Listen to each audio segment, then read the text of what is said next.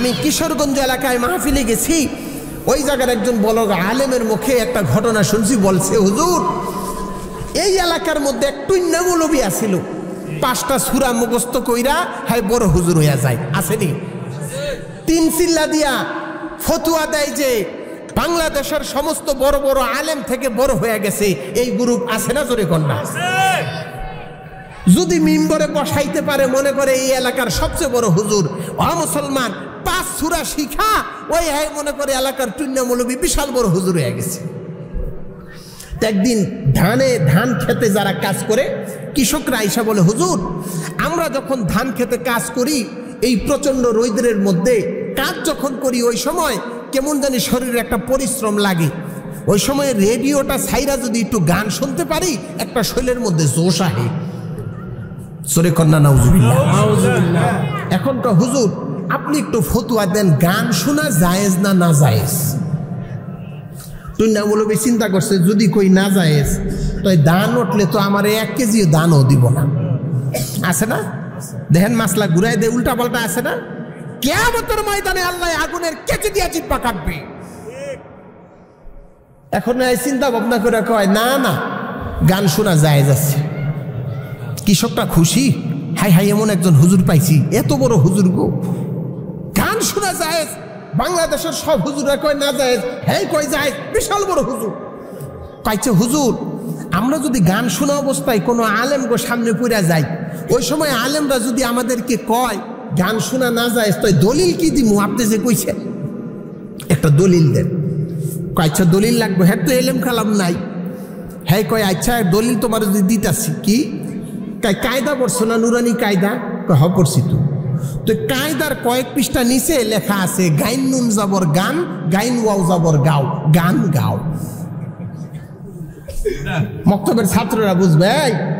হ্যাঁ কই ওই জায়গায় লেখা আছে কি, গাইন নুন যাবর গান, গাইন ওয়াও যাবর গাও। আচ্ছা এটা কি কোরআন হাদিসের কথা? কোরআনের দলিল, হাদিসের দলিল। কয় গাইন নুন যাবর গান, গাইন ওয়াও যাবর গাও, গান গাও। পাবলিকের বুঝতে দিছে, হ্যাঁ হ্যাঁ খুশি, সবাই মুখস্থ করে লাইছে গান গাও। ওই এলাকার আলেম যখন রাস্তা দিয়া যায়, তাকাই দেখে যে দিক দিয়া হায় হারা গান শুনতেছে। আরে ভাই তোমরা এই জায়গার ক্ষেতের মধ্যে কাজ করতেছো, আল্লাহর জিকির করো, সুবহানাল্লাহ, আলহামদুলিল্লাহ, আল্লাহু আকবার, এগুলো পড়ো, তাহলে আল্লাহ তোমাদের ধানের মধ্যে বরকত দান করবে। আর তোমরা গান শুনতেছো। কয় না হুজুর এত বেশি কথা কয় না, ফতুয়া আমগো আছে। কয় কি কি কি ফতুয়া? কয় হুজুর গান গাওয়া জায়েজ আছে। কয় কি? অমুক হুজুরে কইছে। কয় দলিল? কয় লেখছে নুরানি কায়দার ভিতরে, গাইন নুন যাবর গান, গাইন ওয়াও যাবর গাও, গান গাও। হুজুর দেহে সর্বনাশ। হেইটুই না বলবি তো মাথার মগজ তো ভালোই দোলাই করে দিছে। এরে তো কোরআন হাদিস দা ওয়াজ করলেও কাম হইব না, যুক্তি লইছে। হুজুরে কয় ঠিক আছে তোমার কথা মানলাম ভাই, যদি গান শোনা জায়েজ থাকে তাহলে গু খাওয়াও জায়েজ আছে। অনেকে হুজুর এটা আবার কেমন কথা কয়? আচ্ছা পায়খানা কি খাওয়ান যায়? এটা কেমন কথা কয়?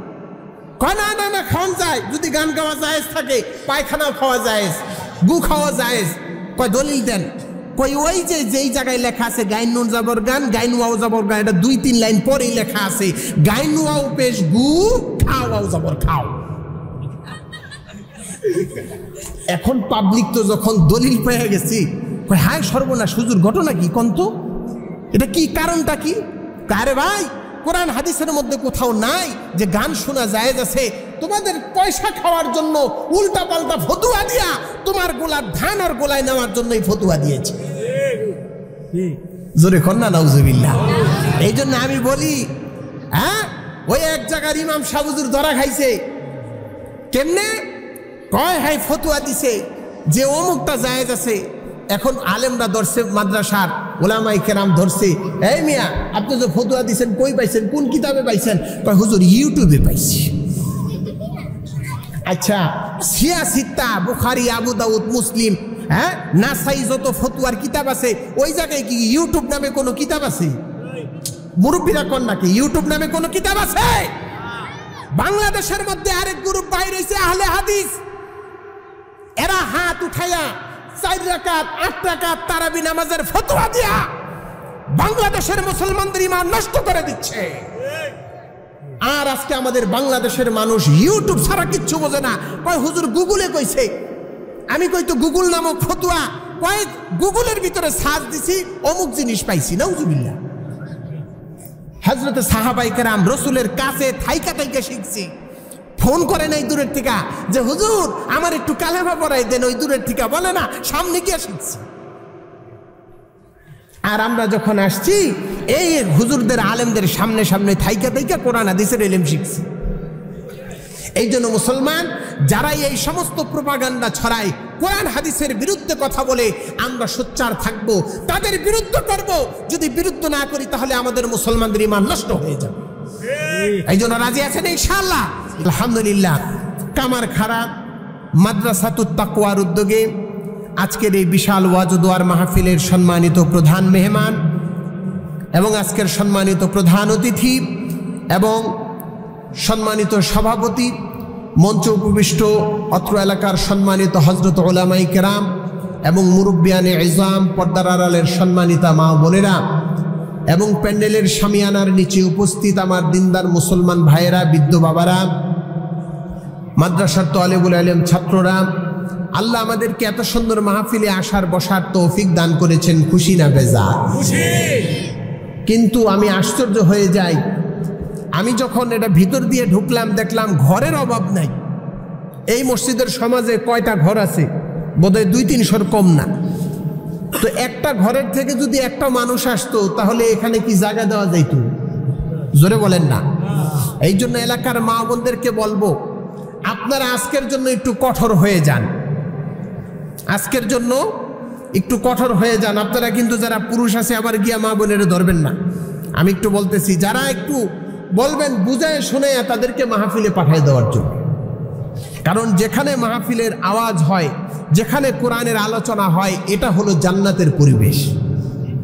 আজকে আমার ঘরের পাশে মাহফিল, কিন্তু আমার উপস্থিতি নাই। অমুসলমান আমার মতো কপাল পোড়া কি আর আছে? জোরে বলেন আছে? আজকে মাহফিলের মধ্যে লোক পাওয়া যায় না, কিন্তু দেখবেন গান বাজনার অনুষ্ঠানের মধ্যে লোকের অভাব নেই। কথা কন নাকি? আজকে যদি এই জায়গায় দোতারার সিংহের ভিতরে ঘষা দেওয়া হইতো, মানুষের জায়গা দেওয়া যাইতো। আমি শরীয়তপুর মাহফিলে গেছি, গাড়ির থেকে নামতে দেরি দেখি 70 বছরের এক মুরব্বী, কথা বলবো না, লাঠি দিয়া ভোট দিয়া যাইতেছে। আমার সামনে পাইয়া কয় বাবা শরীয়তপুর স্টেডিয়ামটা কই? আমি কই কে গো দাদা? কাজকে বলে শরীয়তপুর স্টেডিয়ামে বলে মমতাজ বেগমে আই। তো আমি তো নাতির সমান বয়স, খোঁচা দিলাম, দাদা মমতাজ বেগমের দিয়া তোমার দরকার কি? কয় বাবারে সারাদিন তো ঘরের ভিতরে বৈশা ওই সৈরত মারফতের পালা গান শুনি, এখন আজকে সরাসরি একটু দেখতাম। নাউজুবিল্লাহ জোরে কইলেন না, বাইট গিয়া কইেন জোরে কর না নাউজুবিল্লাহ। এই যদি হয় পুরার অবস্থা, আর জুয়ান পোলাপানের অবস্থা কি হইব?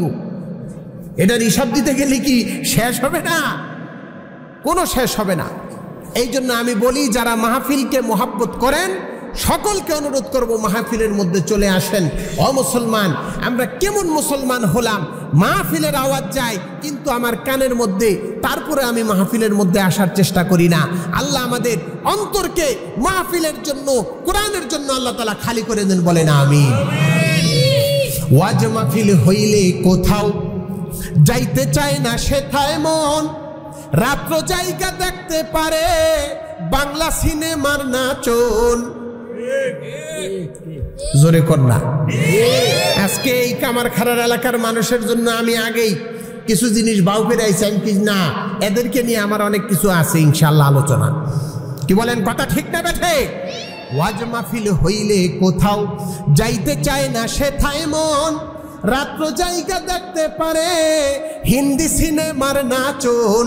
2 আঙ্গুলের চিপায় আবার বিড়ি মারে টান, ওরা কিসের মুসলমান, ওরা কিসের মুসলমান।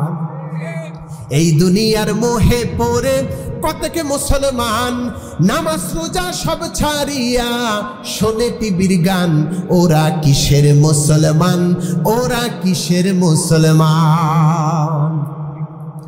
নামাজেরই কইলে কথা দেখায় কত অজুহাত, মাথা ব্যথা পায়ে ব্যথা আরো নাকি গিরায় বাত নামাজেরই কইলে কথা দেখায় কত অজুহাত মাথা ব্যথা পায়ে ব্যথা আরো নাকি গিরায় বাত রুকু সেজদা করতে নাকি মাজায় লাগে টান ওরা কিসের মুসলমান ওরা কিসের মুসলমান এই দুনিয়ার মোহে পড়ে কতকে মুসলমান নামাজ রোজা সব ছাড়িয়া শোনে টিভির গান ওরা কিসের মুসলমান ওরা কিসের মুসলমান কথা ঠিক না বেঠে আজকে এই সমস্ত মুসলমানের যদি চরিত্র এমন হয় তাহলে মুসলমানের ঈমান আকীদা কোথায় যাবে কথা ঠিক নেবে এই দিক দিয়ে আমরা যখন বলি যে গান গাওয়া ইসলামের শরীয়ত সম্মত না নাজায়েজ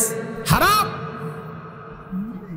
এমন কি ওই যে কিছুদিন আগে একটা রিংটোন আছে সামি ইউসুফের একটা রিংটোন আল্লাহু আল্লাহু কয় না এটার ভিতরে যে বাজনা দিছে গানটা এটাও জায়েজ নেই আল্লাহর নাম যদি কেউ স্মরণ করে ঢোলের তবলার আওয়াজে বাঁশির তবলার আওয়াজে সেটাও শোনা জায়েজ নাই বরং আল্লাহর নামের সাথে ঢোল তবলা লাগানোর কারণে যেই ব্যক্তি লাগাইছে তার ঈমান নষ্ট হয়ে যাবে আমরা যখন মানুষকে এই সমস্ত গান থেকে ফিরানোর জন্য বলি কিন্তু কিছু মানুষ আছে এরা আমাদের বিরুদ্ধে বলে কয় হুজুর গান গাওয়া জায়েজ আছে জোরে কন্যা নাউজুবিল্লাহ তা আমি একজনের জিজ্ঞেস করছি গান গাওয়া জায়েজ আছে এটা কেমনে বুঝলেন দলিল কি হ্যাঁ দলিল দেয় কয় আকাশটা না ছিল কেন বরফের ঘাম ছিল কেন সেই দিন যেই দিন গান গাইছিল খাজা যেই দিন টুনটুনা টুনটুন আসেনি জোরে কর না আসেনি হ্যাঁ দলিল দেখি আকাশটা না ছিল কেন এই কাদা তুই কি দেখছো আকাশ নাচছে হ্যাঁ আমরা যখন এই সমস্ত জিনিসের না বলি ওই সময় আমাদের নিয়ে গান বানায় আলেমরা যখন বলে কোরআন হাদিসের কথা পাবলিকের যখন এগুলো বুঝায় তখন তারা আমাদেরকে নিয়ে বলে আমাদেরকে নিয়ে গানায় কয় পাগল মরলে বাতি জ্বলে মোল্লা মরলে জ্বলে না জোরে কন্যা নাউজুবিল্লাহ আমরা শরীয়তের কথা কই আমগো নিয়ে গান বানাই কয় পাগল মরলে বাতি জ্বলে মোল্লা মরলে জ্বলে না সেই পাগলের আল্লাহ আছে কানার দলে দেহে না পাগল মরলে বাতি জ্বলে জোরে কন্যা নাউজুবিল্লাহ আমিও কমু বেয়াদব তুই মইরা দেখ পাগল মরলে তো বাতি জ্বলবই আল্লাহ ওর কবরে লাল বাতি জ্বালাই দিব কথা ঠিক না বা ঠিক জোরে বলেন তো আলেম ওলামারা মানুষদেরকে বলবে না গান শোনা জায়েজ নাই কোরআন শুনেন অত্যন্ত পরিতাপের বিষয় আমাদের যুবক ছেলেরা সারাটা রাত্র কানের মধ্যে ইয়ারফোন লাগাইয়া গান শুনতে শুনতে ঘুমায় অযুবক তোমার হাতে ধরি পায়ে ধরি এই গান শুনতে শুনতে তোমার যদি মৃত্যুবরণ হয়ে যায় সোজাসুজি জাহান্নাম আর যদি তোমার কানের মধ্যে কোরআন তেলাওয়াত শুনতে শুনতে ঘুমাও ওই বড় বড় বক্তাদের বয়ান শুনতে শুনতে ঘুমাও খোদার কসম গ্যারান্টি দিয়ে বলতে পারি আল্লাহ তাআলা এই সমস্ত কোরআনের কারণে তোমার ঠিকানা জান্নাত করে দিতে পারে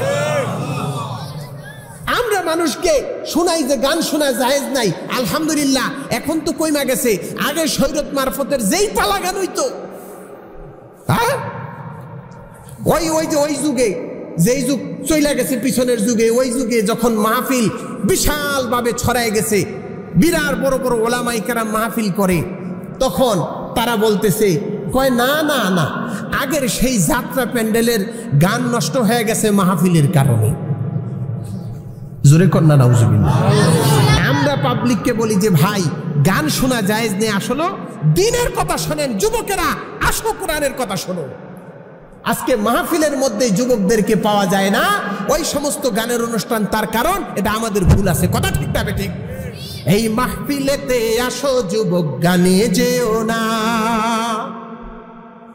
এই মাহফিলেতে আসো মুমিন গানে যেও না কোরআন পাকের বয়ান শুনে হাদিস পাকের বয়ান শুনে প্রাণকে জুড়াও না মাহফিলেতে এই মাহফিলেতে আসো যুবক গানে যেও না তোমার দাদা মুসলমান বাবাও মুসলমান মুসলমানের সন্তান তুমি বুকে পাক কোরআন আল্লাহু আকবার তোমার দাদা মুসলমান বাবাও মুসলমান মুসলমানের সন্তান তুমি বুকে পাক কোরআন গান বাজনার অনুষ্ঠানে তোমায় মানায় না মাহফিলেতে, এই মাহফিলেতে আসো যুবক গানে যেও না, এই মাহফিলেতে আসো মুমিন গানে যেও না, এই মাহফিলেতে আসো যুবক গানে যেও না।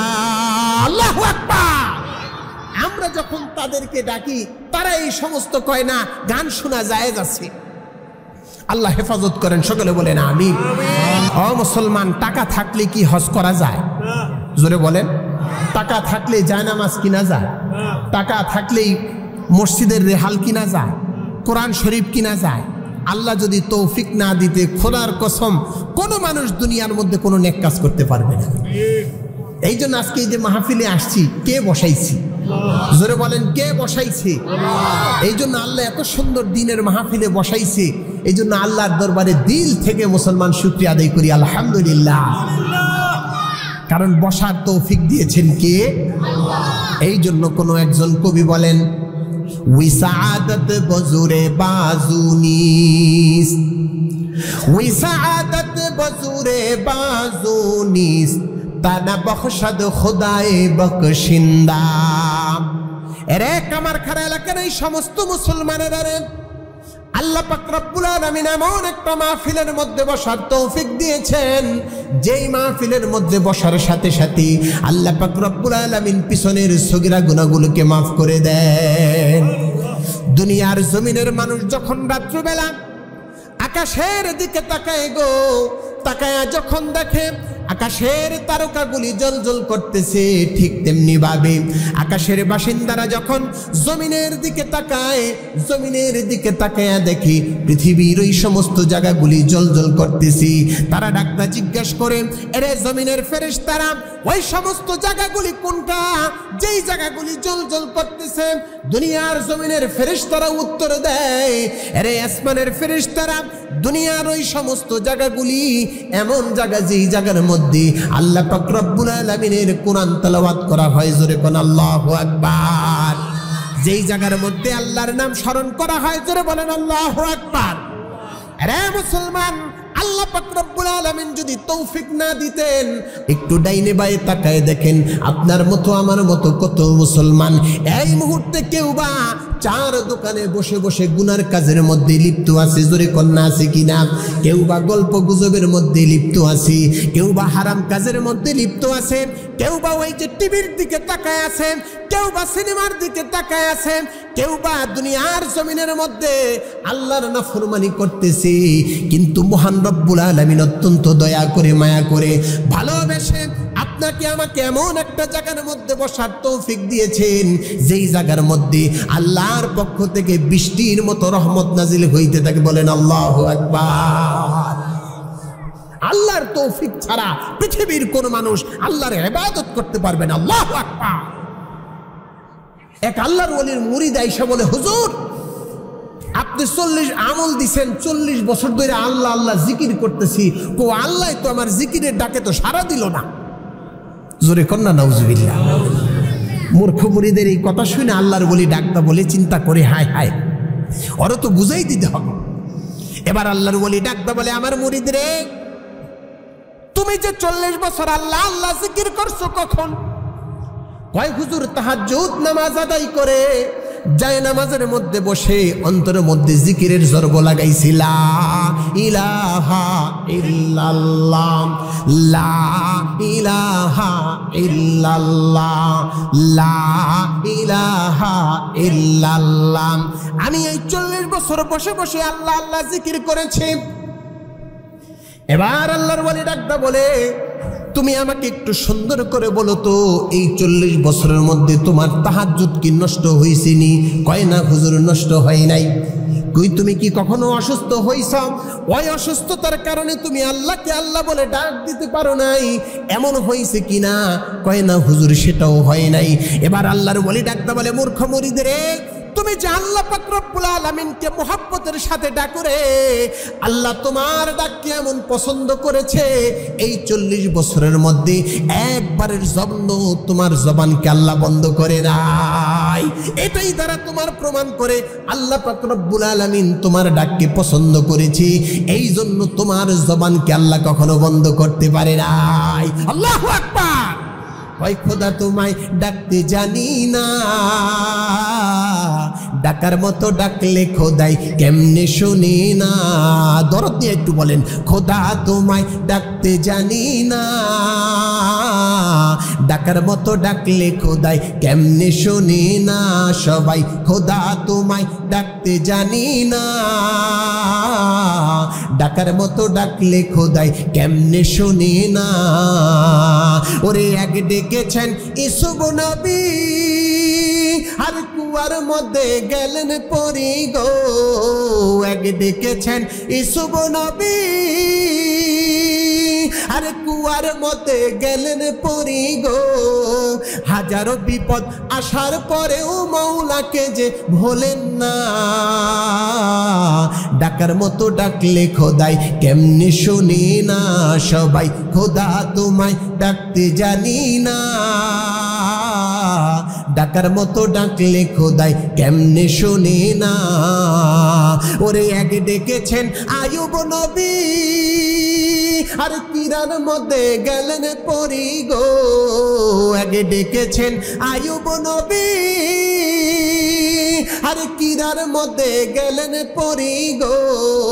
সারা শরীর কিরায় খাইলো মৌরাকে যে ভোলেন না, ডাকার মতো ডাকলে খোদাই কেমনে শুনে না। সবাই খোদা তোমায় ডাকতে জানি না, ডাকার মতো ডাকলে খোদাই কেমনে শুনে না। ও মুসলমান, জোরে একবার চিৎকার করে বলি আল্লাহ, আর জোরে চিৎকার করে বলি আল্লাহ আল্লাহ আল্লাহ।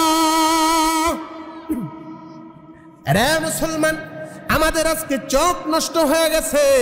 আমরা দুনিয়ার জমিনের মধ্যে যেই দিকে তাকাই আল্লাহরে খুঁজা পাই না, কথা ঠিক না বেঠিক? অথচ যারা আল্লাহর প্রেমে পাগল তারা যখন দুনিয়ার জমিনের দিকে তাকায় গো, ওই যে ডাব গাছের দিকে যখন তাকায় আল্লাহর কথা মনে হয়ে যায়, যখন খেজুরের গাছের দিকে তাকায় আল্লাহর কথা মনে হয়ে যায়। এই জন্য একজন কবি বলেন, হাজার মে সাজার মে तेरी रंग वो है, जिधर देखता हो उधर तू ही तू है, जिधर देखता हो उधर तू ही तू है। अरे मुसलमान, ওই যে ফরিদাবাদ মাদ্রাসার মুফতি আবু সাইদ সাহেব হুজুরের বাবা, তিনি যখন মৃত্যুর বিছানায় ছটফট করতেছেন, অসুস্থ হয়ে গেছে, ওই মুহূর্তে একজন তার সামনে সুন্দর একটা লাল আনারকে আইনা খুইলা তার সামনে যখন দিছি গু, ওই আনারের দিকে তাকাইয়া মুফতি আবু সাইদ সাহেব হুজুরের বাবা চিৎকার কইরা ডাকতা বলে, হায় মাওলা, আনারের মধ্যে তোমারে দেখা যায়। আল্লাহর ওলি ডাকটা বলে, আজকে এই সমস্ত মানুষ আনারের দিকে তাকাইলে আল্লাহর কথা মনে হয়ে যায়, কিন্তু আমরা দুনিয়ার জমিনের আল্লাহর এই কুদরতের দিকে তাকাইলে কেন আমাদের আনারের কথা মনে হয় না, আল্লাহর কথা মনে হয় না? কথা ঠিক না বেঠিক? এই জন্য কবি বলেন, শুনতে শুনতে নগমা হায় মাহফিলে বেদাত গো, सुनते सुनते नगमा हाय महफिले बदआत को, कान बहरा हो गई है दिल बहरा हो गई, कान बहरा हो गई है दिल बहरा हो गई। अरे दुनियार मुसलमान, कानेर हक आदाय करी नाई, कान দিয়ে আল্লাহর কোরআন তেলাওয়াত শুনি নাই, চোখ দিয়ে আল্লাহর কুদরত দেখি নাই, কোরআন শরীফ পড়ি নাই, যার কারণে আল্লাহ চোখের পাওয়ার, কানের পাওয়ার, অন্তরের পাওয়ারগুলি আল্লাহ নষ্ট কইরা দিছে। জোরে কোন কথা ঠিক না বেঠিক?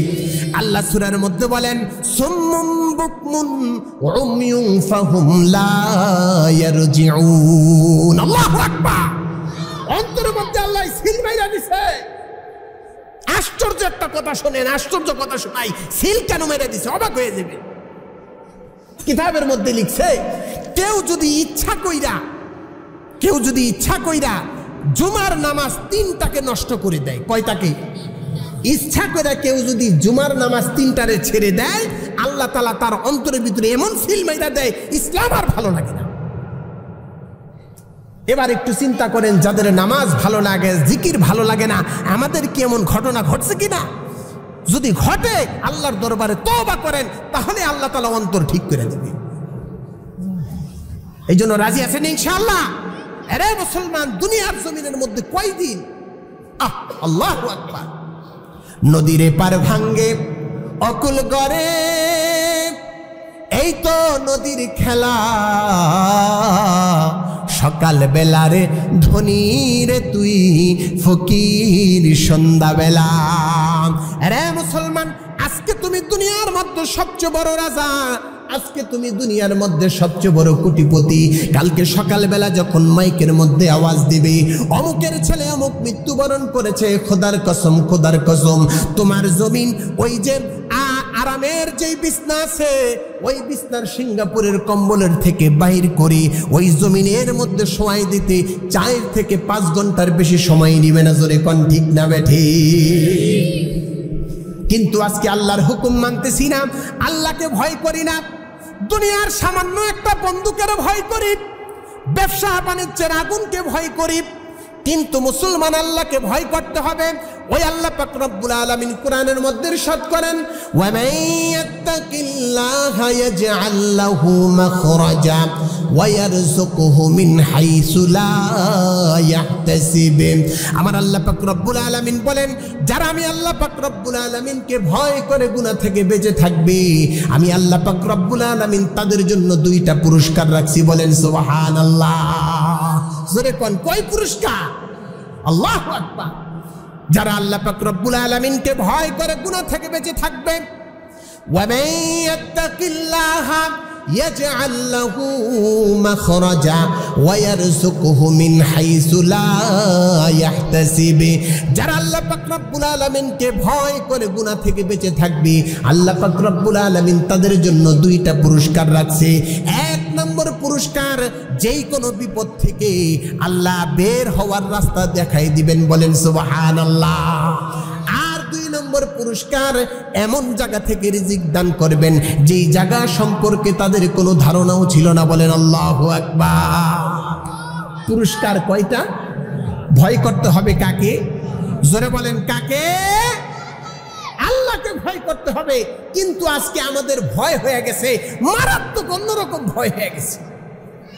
থানবী রহমতুল্লাহ আলাইহি কিতাবের মধ্যে লিখে, থানবী রহমতুল্লাহ আলাইহি, আশরাফ আলী থানবী রহমতুল্লাহ আলাইহি কিতাবের মধ্যে লিখে, এক বৃদ্ধ মারা যাচ্ছে, এই বৃদ্ধর সামনে নাতিন মারা যাচ্ছে। কে? ছোট্ট নাতিন মারা যাইতেছে। নানি বা দাদি এমন হবে পাশে বৈশা বৈশা কাঁদতেছে আর কইতেছে, আল্লাহ কি আরে আমার নাতিন রে নিলা, আমি বুড়ো হয়ে গেছি, আমারে লিয়ে গেলেই তো বালিত।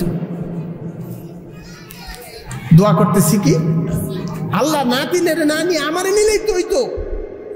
বৃদ্ধ মহিলা এখন করছে কি, পাশের থেকে একটা গরু আইসা হঠাৎ করে দৌড়ে ছুটছে, ছুঁইতে আইসা যে ঘরের যে বেড়ার ভিতরে আছে, বেড়ার ভিতরে জোরে ঠন করে একটা যখন গুতা দিছে, এখন বুড়ি মহিলা লাভ 2টা কয়, আল্লাহ আল্লাহ, আমি না আমি না, এই যে আমার নাতি নেই। হ্যাঁ, মনে করছে আজরাইল বোধহয় ওখানে পড়ছে। তা আমাদের অবস্থা এমন হয়েছে, আল্লাহরে ভয় করি, তওবা করি, আল্লাহরে ভয় করি, তওবা করি, কিন্তু অন্তরের ভিতরে ভয় দিয়া করি না। কথা ঠিক না? কেমন তওবা করে জানেন? আহা, পোলাবানের কইলে তো আবার হিকা লাইব, নাইলে তো কইতে হয় মাঝে মাঝে। এক ধরনের তওবা আছে, কয় তোবা তোবা তোবা, নাইকেলের শোভা, এমন কাম করুন না, ফাঁক পেলে ছাড়ুন না। আসেনি? জোরে কন্যা, হ্যাঁ জোরে কন্যা, আসেনি? বিপদে পড়লে আল্লাহ আল্লাহ, বিপদ গেলে আল্লাহর আর খবর নাই, আল্লাহরে আর ভয় নাই। কথা ঠিক না ঠিক জোরে বলে।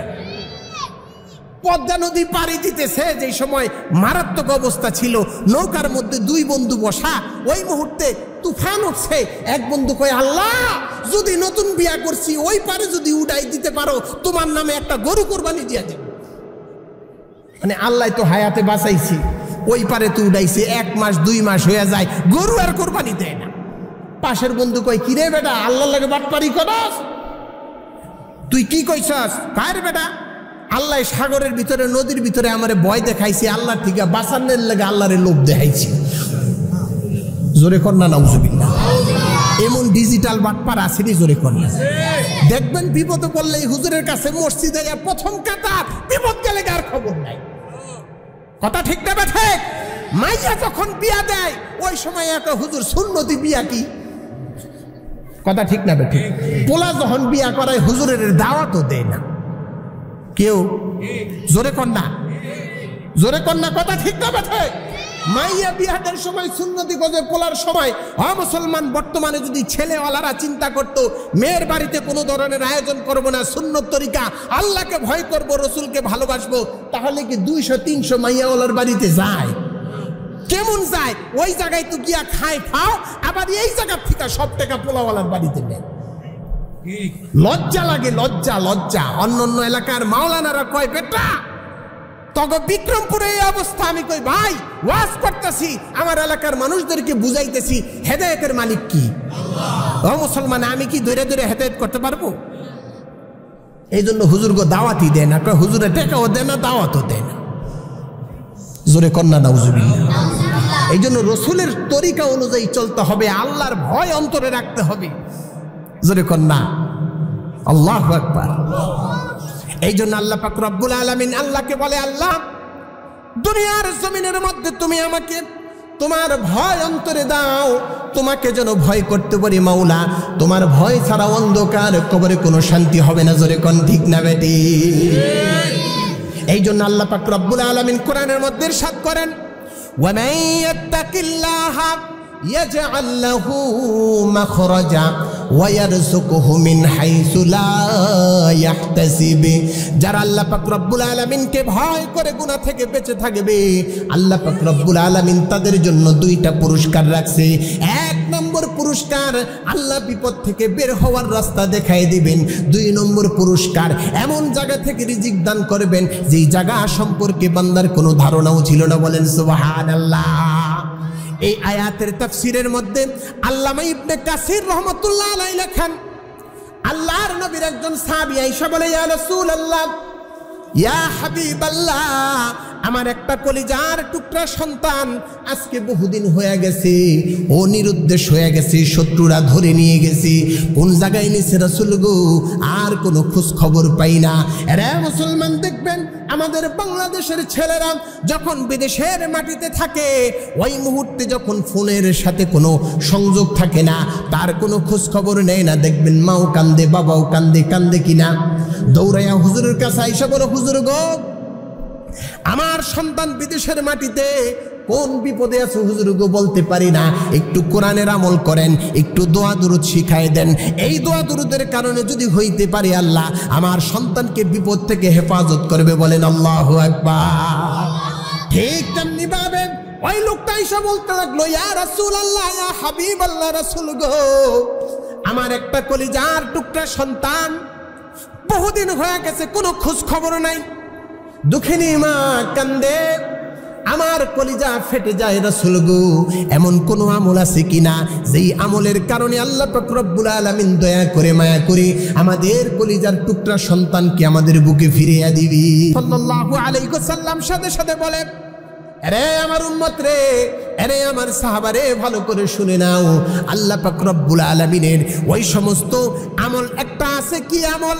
আল্লাহ রাসূল সাল্লাল্লাহু আলাইহি ওয়াসাল্লাম বলেন, আরে আমার সাহাবা, যদি তুমি 2টা কাজ করতে পারো, আল্লাহ পাক রব্বুল আলামিন তোমাদের সন্তান আল্লাহ তোমাদের বুকে ফিরিয়ে দিবি। সাথে সাথে বলে, ইয়া রাসূলুল্লাহ, ইয়া হাবিবাল্লাহ, আমলটা কি? আল্লাহর নবী বলেন, 1 নম্বর, আল্লাহকে ভয় করো, গুনাহ থেকে বাঁচো। আল্লাহু আকবার। আর 2 নম্বর আমল হলো একটা দোয়া আছে, বেশি বেশি পড়বা রাসূল গো। সেই দোয়াটা কি? আল্লাহর নবী বলেন, লা হাওলা ওয়ালা কুওয়াতা ইল্লা বিল্লাহ। সবে আমার সাথে সাথে পড়েন, লা হাওলা ওয়ালা কুওয়াতা ইল্লা বিল্লাহ। আরে মুসলমান, আল্লাহর নবীর মুখের থেকে যখন এই কথা শুনছে, পাগলের মতো হয়ে যাওয়া বাবার অন্তরের মধ্যে প্রশান্তি আইসা পড়ছে। এবার খুশি হয়ে বলে ইয়া রাসূলুল্লাহ, ইয়া হাবিবাল্লাহ, অত্যন্ত সুন্দর আমল করে শিখাই দিয়েছেন রাসূল গো। এই আমলের গুণে আল্লাহ পাক রব্বুল আলামিন হতে পারে আমার কলিজার টুকরা সন্তানকে আমার বুকে ফিরিয়ে দিবি। ওই সাহাবী আমল নিয়ে বাড়িতে দৌড় দিছে। যাইতে যাইতে ঘরের দরজার সামনে গিয়া ডাকতে বলে, রে আমার সন্তানের মা রে, রাসূলের দরবার থেকে আসছি। কয় কোনো বাচ্চা হয়েছে কিনা? কয় না না, রাসূল আমাকে একটা আমল শিখিয়ে দিছে, আমরা যদি বাবা মা সেই আমল করতে পারি, আল্লাহ পাক রব্বুল আলামিন সেই আমলের গুণে আল্লাহ পাক রব্বুল আলামিন আমাদের কলিজার টুকরা সন্তানকে আমাদের বুকে ফিরিয়ে দিবি। দুঃখিনী মা পাগলের মতো চিৎকার করে বলে, প্রাণের স্বামী গো, কি আমল চলতে বলেন? আমার কলিজার টুকরা সন্তানকে এক নজর দেখার জন্য ও আমার প্রাণের স্বামী আমার বুকটা ছটফট করে। তাড়াতাড়ি বলেন কি আমল গো? ওই আমলের গুণে যদি আমল করতে পারি, হইতে পারে সন্তান বলে ফিরে আসবি। এরে দুঃখিনী মা, এরে পর্দার আড়ালের মা ও বোনেরা, ভালো করে কানটা খেয়াল করে শোনেন। অনেকের সন্তানগুলি ঢাকায় থাকে, বিভিন্ন জায়গায় থাকে, অনেকের সন্তানগুলি দূর জায়গায় থাকে। যদি কোনো সমস্যায় পড়েন গো, এই দুইটা যদি আমল করতে পারেন, হতে পারে এই আমলের উসিলায় আল্লাহ পাক রব্বুল আলামিন সমস্ত বিপদ থেকে আপনার সন্তানকে আল্লাহ হেফাজত করে দিবেন। বলেন আল্লাহু আকবার। এখন যখন আমল আসছে, ওই কি আমল? তো আল্লাহ রাসূল সাল্লাল্লাহু আলাইহি সাল্লাম বলেছেন, যদি 1 নম্বর আমল আল্লাহকে ভয় করা, গুনার থেকে বাঁচা। 2 নম্বর আমল একটা দোয়া পড়া। ওই কি দোয়া? তাড়াতাড়ি বলেন, সাথে সাথে বলতেছেন, লা হাওলা ওয়ালা কুওয়াতা ইল্লা বিল্লাহ। এই আমল শুই না দুঃখিনী মা পাগলের মতো বলো, আমার প্রাণের স্বামী গো, আজকের থেকে আমাদের সব কাজ বন্ধ। কার জন্য কাজ করব? কার জন্য টাকা পয়সা কামাবো? ও প্রাণের স্বামী গো, যদি কলিজার টুকরা সন্তান আমার নিরুদ্দেশ হয়ে যায়, ওই টাকার আমার কোনো দরকার নাই। শুরু করি আমরা আমল, শুরু করি। বাবাও আমল করে, বাবাও পড়ে লা হাওলা ওয়ালা কুওয়াতা ইল্লা বিল্লাহ। দুঃখিনী ও মা পড়ে লা হাওলা ওয়ালা কুওয়াতা ইল্লা বিল্লাহ। রাত্রবেলা পড়তে পড়তে বালিশ যখন ভিজে যায়, দুঃখিনী মা ডাকতে বলে, ও রব্বে করিম, তোমার রাসূলের বাতলানো আমল শিখাই দিছে, ওই আমল করতেছি ইয়াকিনের সাথে। আল্লাহ গো, ওই আমলের কারণে দয়া করে মায়া করে আমাদের বুকের ধনকে আমাদের বুকে ফিরাই দেন। জোরে কন্না আল্লাহু আকবার। ফিরাই দেওয়ার মালিক কে? আজকে অনেকের সন্তান থাকে না, সন্তানের জন্য আল্লাহর কাছে দোয়া করতে রাজি নাই, কিন্তু ল্যাংটা বাবার দরবারে যাইতে রাজি আছে। সুলেমান ল্যাংটার এই দরবারে এই যে নৌকাতে যায়, হাই হাই দি। আবার একটা গান বানায়, কি ও ল্যাংটা বাবারে দয়া করো আমারে, তুমি ছাড়াই আমার কেহ নাই। নাউজুবিল্লাহ বাইত গিয়া কইেন, জোরে কন্যা নাউজুবিল্লাহ। আবার কয়, ওই তুমি ছাড়া আমার কেহ নাই রে ল্যাংটা। ল্যাংটা ছাড়া বলে কেউ নাই, আমাদের আছে কি? আল্লাহ। মুসলমান ভক্ত হন, কিন্তু ভক্ত হইতে যে মুরিদ হইতে যায় ইমান দিয়েন না। কথা ঠিক না? ঠিক করে বলেন। বড় মাওলানা, বড় আল্লাহর ওলি, এই যে আজকে যে প্রধান আমাদের মেহমান আব্দুল আউয়াল সাহেব, এর পায়ের ভিতরে যদি আপনি সেজদা দেন, আপনার ইমান থাকবো না? যাইব। হ্যাঁ না বড় হুজুর, হ্যাঁ না বড় হুজুর, এর পায়ে সেজদা দিলে কি? অনেকে দলিল দেয়, কয় কুলুবুল মুমিনিন আরশুল্লাহ, মুমিনের কলব বলে আল্লাহর আরশ, ওই জায়গায় সেজদা দেওয়া মানে আল্লাহর সেজদা দেওয়া। দলিল দেয় কি দেখছেন নি? পাবলিকের মাথা মুতা নষ্ট করে হালায়। নাউজুবিল্লাহ, জোরে কর না নাউজুবিল্লাহ।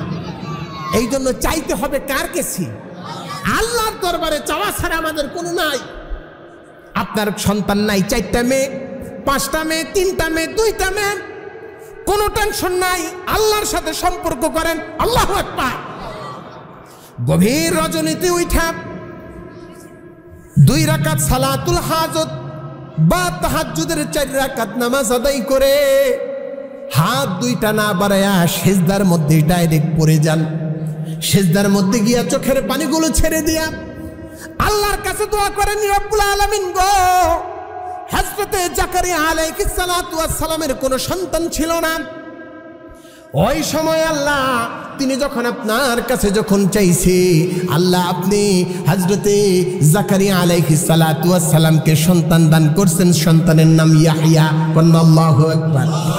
আয় আল্লাহ, হযরতে জাকারিয়া আলাইহিস সালাতু ওয়াস সালাম আপনার কাছে কান্নাকাটি করেছে। আল্লাহ সেই নবীর পট্টি ধইরা নবীর দিকে তাকাইয়া আমিও এই গভীর রজনীতে দান করতেছি, চাইতেছি গো মাওলা দয়া করে মায়া করে একটা পুত্র সন্তান দান করেন, অথবা যার সন্তান নাই সে দয়া করেন আল্লাহর কাছে ভিক্ষা চাইবে আর বলবে রব্বুল আলামিন গো দয়া করে মায়া করে বাবা মার ডাক তো শুনতে পারি না, আমার সন্তানের ডাক আমি বাবা মা হিসেবে শুনতে পারি না, দয়া করে মায়া করে একটা কলিজার টুকরা সন্তান দেন যার জবানে আমার বাবা মা ডাক শুনতে মনে চাই। বলেন আল্লাহু আকবার। আল্লাহ দিবে, আল্লাহ দিবে, দুনিয়ার কোনো মানুষের ক্ষমতা নাই। কখনো ক্ষমতা আছে? হ্যাঁ জোরে কোন আছে? আজকে চাই কার কাছে? হাই হাই, আমার দরবার ভুলে গেছি, কোন দরবারে গিয়া যাবো? বাদশাহ আলমগীর নাম শুনছেন? বাদশাহ আলমগীর, বাদশাহ আলমগীরের কাছে এক ফকিরে আইছে, কয় বাদশাহ আলমগীরের কাছে যাও, এই যেই পরিমাণ দিব মালে মাল হয়ে যাইবা। গেছে, গিয়া দেখে বাদশাহ আলমগীর মসজিদের ভিতরে নামাজ পড়ে হাত দুটা কয় আল্লাহ আমারে আপনি ওই দেন সেই দেন, দেশের এইটা দেন সেইটা দেন। ফকিরে এই অবস্থা দেখা একদম আবার পিছনের দিকে আড়া ধরছে, হাই হাই আর কোন ফকিরের কাছে আইলাম, যার কাছে আমি আইছি হে দি আরেকজনের কাছে চা। বাদশাহ আলমগীর ওই মুনাজাতের ভিতরে তাড়াতাড়ি শেষ করে ডাক দিচ্ছে, এই ভাই, বড় আলেম ছিলেন তো বাদশাহ আলমগীর, মুঘল সম্রাট, আসো, কেন আসছো? এবার ফকির ডাকবা বলে, বাদশাহ আলমগীর যেই জন্য আসছে আমার মাসলা হল। আল্লাহু আকবার। যেই জন্য আসছে আমার মাসলা হল কইরা দিছে আল্লাহ। কই কি করছে একটু কও। কয় না কোন যাব না, কয় না কও, তোমার হাতে ধরি পায়ে ধরি একটু কও। রে বাদশাহ আমি আসছিলাম আপনার দরবারে কিছু নেওয়ার জন্য, কিন্তু আইসা দেখি আপনি জানি কার কাছে চান। তাকায় দেখি এই মসজিদের মালিকের দরবারে হাত দুইটা বাড়াই দিয়ে আপনি চান। তখন আমার মনে হয়ে গেল দুনিয়ার কোনো মানুষের কাছে যাব না, বাদশাহ যেই বাদশার কাছে চাইতে পারে আমিও তো সেই বাদশার বান্দা, সুতরাং আজ থেকে সেই বাদশার দরবারে হাত উঠাই বসে থাকবো। আল্লাহু আকবার, আল্লাহু আকবার। এই জন্য মুসলমান আল্লাহর কাছে চাইতে হবে। রাজি আছেন ইনশাআল্লাহ? আজকে থেকে যত সমস্যা কার কাছে চাবো? আল্লাহর কাছে চাবো, কারণ দেওয়ার মালিক কি? আল্লাহর থেকে দেনওয়ালা পৃথিবীর মধ্যে আর কেউ। এখন বাবাও কান্দে, মাও কান্দে, দোয়া একটা পরে বলেন তো দোয়াটা কি? জোরে কর না। এই তো মাশাআল্লাহ মুখস্থ হয়ে গেছে, বলেন আলহামদুলিল্লাহ। এই দোয়াটা পড়তেছে, কানতে কানতে ঘুমায় গেছে। গভীর রজনীতে বাবা মার এই দরজার সামনে আইসা কে যেন খটখট করে আওয়াজ দেয়। ঘরের ভিতর থেকে বাবা ডাকদা বলেন, কে গো পথিক, তোমার বাড়ি কোথায়, তোমার ঘর কোথায়? এই গভীর রজনীতে আমার ঘরের দরজার সামনে কেন আসলা গো? এবার ডাকদা বলে, বাবারে একটু দরজাটা খুইলা তাকায় দেখেন আল্লাহ পাক রব্বুল আলামিন আপনার কলিজার টুকরা সন্তানকে আপনাদের ঘরের মধ্যে আল্লাহ ফিরিয়ে দিছি। সন্তানের এই মিষ্টি মধুর আওয়াজটা যখন মার কানের মধ্যে ঢুকছে গো, মা চিৎকার করে ডাকতে বাইর হইয়া সন্তানকে বুকের সাথে জড়ায়া গালের মধ্যে চুমা খায় বলে, বাবা রে আল্লাহর কাছে কত দোয়া করেছি, আল্লাহ তোকে ফিরিয়ে দিছে রে বাবা। ও মুসলমান, দেখবেন সন্তানগুলি যখন দূরে চলে যায় বাবাও দেখবেন কাঁদে, মা কান্না সহ্য করতে পারে না। জোরে কন্যা কথা ঠিক না বেঠি? এই জন্য শরীয়তের মাসলা মহিলাদেরকে কবরস্থানে যাওয়া নিষেধ করে দিছে, কারণ দিলটা খুব নরম। এরে মুসলমান, যদি এই মহিলাদেরকে কবর দেওয়ার বিধান থাকতো, দেখতেন অল্প বয়সী সন্তান যখন কারো মারা যায় বাবা দিলটাকে শক্ত কইরা সন্তানকে কবরের ভিতরে ঢুকায় দেয়, আছে কিনা? কারণ দিলটাকে আল্লাহ একটু শক্ত করছি, কারণ যদি হ্যাঁ নরম হয়ে যায় তো সব শেষ। কিন্তু ওই অবস্থায় যদি মা যদি এই সন্তানকে কবরের মধ্যে রাখা হইতো গো, খোদার কসম বাচ্চাকে শোয়ানোর সাথে সাথে দুঃখিনী মাও কবরের মধ্যে শুয়ে যাইতো, কেউ উঠাইতে পারতো না। আল্লাহু আকবার। এই জন্য সন্তান যখন ভূমিষ্ঠ হয় দেখবেন দাইরা ছোট বাচ্চাটাকে নিয়ে ধাপ করে উপরে, এই যে মায়ে যে শুয়ে আছে না, দেখবেন জিজ্ঞাসা করবেন এই দাইটাকে নিয়ে, এই বাচ্চাটাকে নিয়ে দাই ঠাস করে বুকের উপরে ফেলা। সাইকোলজিক্যাল ট্রিটমেন্ট এটা। এতক্ষণ মার যে কষ্ট হয়েছে না, এখন ওই বাচ্চাটাকে যখন বুকের সাথে ঠাস করে ফালায়, ফালানোর সাথে সাথে আল্লাহ তাআলা এতক্ষণের কষ্ট সব বাড়ি করে দেয়। এটা কার হুকুম জোরে কর না? আল্লাহু আকবার। এই সন্তানের আওয়াজ যখন শুনছে দুঃখিনী মা কি ঘরের ভিতরে আর থাকতে পারে? জোরে কর না, আর কি থাকতে পারে?